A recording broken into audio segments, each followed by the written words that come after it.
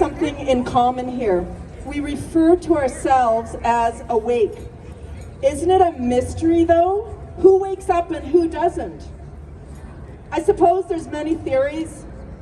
I'd say that we are the few, for whatever reason, have critical thinking skills and the ability to see patterns, the courage to go counterculture and fearlessly ask questions, Yes! then connect the dots. Yeah. Beautiful! There's one more thing perhaps that we have in common. We've previously experienced some sort of trauma. And maybe that's the link, a previous insight into personal trauma. I don't know, but what I do know is that we are well aware that this is not a traditional war that we are in. Early on, I remember thinking that the reason people hadn't woken up was because this wasn't a physical war. If people had gotten up that morning in March of 2020 and looked out their window and buildings were being bombed, they would have had an immediate and rude awakening. Turns out this war was mental, emotional, psychological, and spiritual. So how do we prepare for this ongoing battle? And really, how do we stay sane in a world gone mad? Here's 4 ideas. 1, we can connect with one another and form new communities, which many have already been doing. This is key. 2, we can connect more meaningfully in real life. When our ability to find meaning and nuance has been condensed to an emoji and transactional texts, it may be time to go back to traditional ways of communicating, like phone calls and in-person socializing. Number 3, we can accept that we are living in a world of chaos and really understand what we can and can't control. Because trying to control others' behaviors that we don't agree with only gives us the illusion that if this happens, then I'll feel better. Instead, when you are met with a person who has an aggressively opposing viewpoint, you could say something like, hey, can we have a conversation if you're open to it? It sounds like you really value figuring out what's happening in the world. Me too.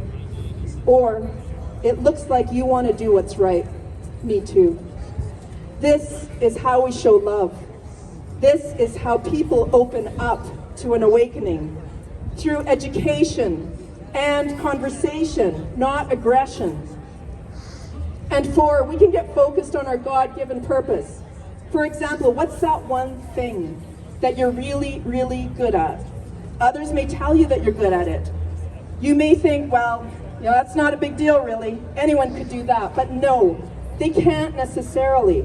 It may not come easy to them, but it does to you. Finding your purpose helps you and others. Personally, I've gone through moments of utter despair, and being able to live within the chaos of uncertainty most days, and slowly almost starting to thrive in it.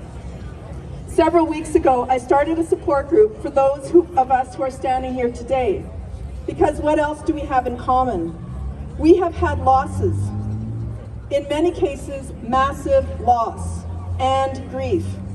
Now I'm guessing you've heard of people who have followed the narrative say something like, well, this really hasn't had much impact on me, or my life didn't really change that much. And although that might be shocking for us, it's true for them. They haven't had the losses necessarily that our freedom community has had. Personally, one of my first losses happened early on with loss of community. I was asked to leave 2 churches for not masking up.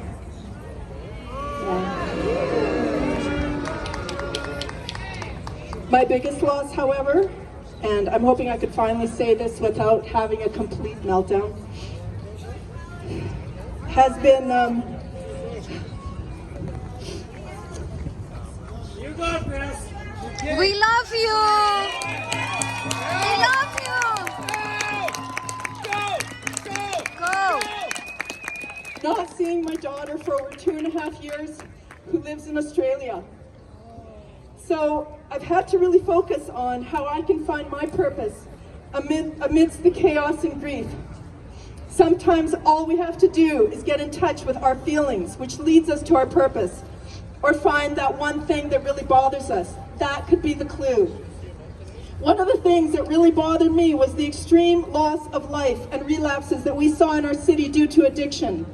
And when I use the word addiction, I'm not just talking about substances like drugs and alcohol. I'm talking about addictive behaviors like online shopping, gaming, eating, swiping left or occasionally right, controlling behavior, people-pleasing, addiction to anger, fear, or sadness, and even needing to constantly know what's going on.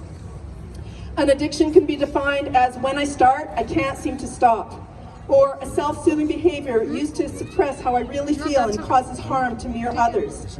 Body regulation, dealing with isolation, trauma, grief, and loss can all help in keeping addiction at bay. And as we enter the third year of our journey, we may be experiencing pandemic fatigue. That feeling of I can't seem to get anything done like I used to is real. Yes. There's no shame in taking a break and doing some self-care, because a break is better than a breakdown. Yeah. That's right, sister. Yeah. Our minds and brains need relief from the constant bombardment of world and local events. Taking conscious tech breaks for a few hours or even days can be really helpful and super freeing. In terms of our body, we need to remember that the trauma we are experiencing is stored in our bodies. The number one way to release this trauma is not just by going to therapy and talking about it. It is by physically moving our bodies, specifically something called body shaking, easy as it sounds, and it immediately calibrates your body. You'd be surprised how easily your mood can shift to positivity. In starting to close, there are some things that are just plain good for the soul. Connecting to others, especially with a shared purpose, is how we stay emotionally and psychologically engaged. So reach out and get involved in the many groups available. You'll meet great new people to connect with. If groups aren't your thing, think of something you can do daily or weekly to help out. Writing emails, distributing flyers, it's all important. Find your thing, because we need you. Yeah. Something else that's good for the soul is when you go for a walk, take a friend or call somebody while you're walking. I like to call it walk and talk therapy. It's really healing. Yeah. Because next to connecting and trusting God, our connected community is the best thing for our emotional immunity. And speaking of God, I would be remiss if I didn't mention the major thing that has sustained me, my faith in God. Yeah. As we fight this spiritual battle, for me, putting faith in the next politician isn't going to cut it. Now, that doesn't mean that I don't get involved and try to change things. It just means that I understand that people, places, and things disappoint. If you're not too sure about who or what you believe in, now might be the perfect time to start that conversation with yourself. I don't know. Only you know. And in closing, a reminder to reach out if you're interested in our Freedom Support Group. Also in the works is support specifically for vaccine injuries or regrets, as well as a 1-800 number for support, so please see me for info. And finally, I'll leave you with this. Anyone who has ever had a major life crisis will usually attest to the fact that going through that dark night of the soul almost always leads to peace, joy, and sometimes even pure bliss. Thank you so much. Thank you, sister. We love you. Thank you, Alice.